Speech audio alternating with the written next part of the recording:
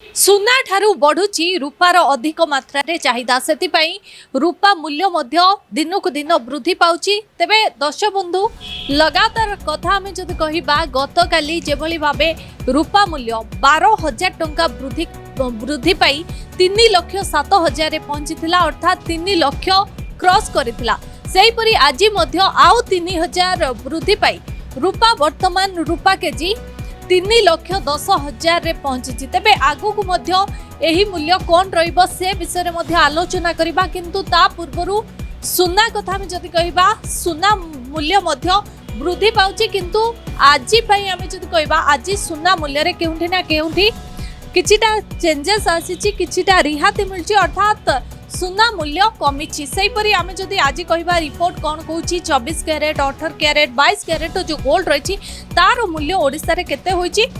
Report रे जो 24 carat रो gold रहिला तार मूल्य 10 ग्राम पिछा आज होईची 1,43,180 टंका, अर्थात गतकाली एही मूल्य थिला 1,44,000।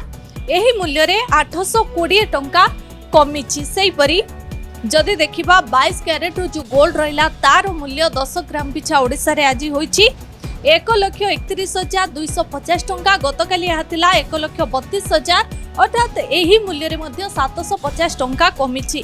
सेपरि 18 कैरेट जो गोल्ड रहिला तार मूल्य मध्य 10 ग्राम पिछा आज होईची 1,07,390 टंका, गतकाली आथिला 1,08,000।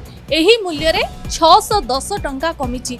एहा थिला सुना मूल्य। तेबे रूपा कथा हमें जमती पूर्वरु चर्चा करूथिले, रूपा मूल्य वृद्धि पाइछि, अर्थात आज 3,000 टंका वृद्धि पाइछि एवं रूपा किलो पहुंची 3,10,000 पहुंची। एवं आगु को जहाँ कुहा जाउछि एही मूल्य सुना को पछरे पकाई एही मूल्य आगु को आहुरी वृद्धि पाइबो, कारण जेमती कि वर्तमान समय रे चाइना जेभली भाबे ए जो स्टॉक करी रखिछि रूपा को एवं सेथि पई कुहा जाउछि जे रूपा मूल्य वृद्धि पाउछि। तबे रूपा काहे के वृद्धि पाउछि मध्य से नै अधिक आलोचना करबा पई हम सहित अछंती श्रेया ज्वेलर्स रो ओनर जे कि विप्लव घोष। चालंतु जानिबा से कोन कहउछन। आपण को न्यूज रूम को स्वागत करूछि। जेभली भाबे सुना और रूपा मूल्य वृद्धि पाउछि, किंतु आज कथा में जे देखिबा आज केउंठी ना केउंठी सुना कमी थिबा बेले रूपा मूल्य वृद्धि होइछि एवं रूपा कथा में जदि कहिबा 3 लाख टपिलानी रूपा काहे के एभली वृद्धि कोन कहिबे? देखो आज्ञा एबे जो आपण देखिबे आपण इंटरनेशनल मार्केट रे आगे एबे टिके माने कोन कहले आपण रेट टा टिके हाई रहउजी। तो हमारा नॉर्मल मार्केट आपण जेमिति कहले सिल्वर उपरे 3 लाख क्रॉस करछि, सेटा हमर बाजार रे एबे बिक्री होछि 2,92,600 टंका। आगे आउ 24 कैरेट रेट टा बिक्री होछि 1,43,180 टंका। आ 22 कैरेट टा बिक्री होछि 1,31,250 टंका। से बोली कि आपण देखिबे जे नाई एबे टिके कम होछि, काली अपेक्षा आज टिके कम रे जाउछि, ते डाउन मारछि। हाँ, तो इन्वेस्टर माने बाय एंड सेल तार ऊपर डिपेंड करछि। एई कमीबाटा किछि आपण आश्चर्यवाद किछि मैटर न, एबे क्रैश सेमती करिवोनी। आपण देखिबे ट्रेंड आगु को आउरी बढ़िबो सोना रूपारे।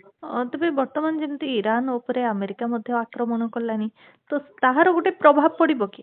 100%। सेति पई तो मु कहली जो ट्रेंड टा एबे कमिछि, सामान्य जो आपण इफेक्ट देइछि सोना और रूपा ऊपर, सेटा देखिबे आपण आगु को आउरी बढ़िबो। तांकर भेतरे जेते अस्थिरता रहिबे सोना और आपण सिल्वर ऊपर सेतिकी ऊपर को जीवो।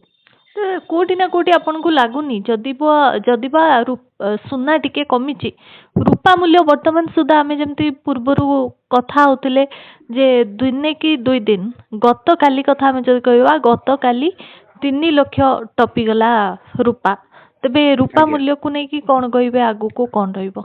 रूपार मूल्यटा एकमात्र चाइना हैंडल करछि। तांकर जो सेल करूथले एबे सेल तांकर पूरा टोटली बंद कर देछि। तांकर इंडस्ट्री रे सब जिंस ऊपर जेंति सोलर पैनल कोंतु मोबाइल कोंतु सब थरे रूपा यूज होछि बोले से माने पूरा बैन करछि। सेलिंग आउ से माने करूनांती, से माने खाली बाय करके स्टॉक करछन्ती। आपण मार्क करिवे सेही जिंसटा ऊपर डिपेंड करछि, माने इंडस्ट्री यूज ऊपर डिपेंड करछि। बहुत परिमाणे एबे रूपा यूज होछि, सेहिति पई रूपाटा एक तो इन्वेस्टर माने ଇନଭେଷ୍ଟର ମାନେ ହ୍ୟାକ୍ କରିକି ମାନେ ଜିନିଷଟାକୁ ହୋଲ୍ଡ କରିକି ରଖୁଛି, ପ୍ଲସ୍ ହେଉଛି ସେମାନେ ଇଣ୍ଡଷ୍ଟ୍ରିଆଲ ମାନେ ସେମାନେ ହୋଲ୍ଡ କରୁଛି।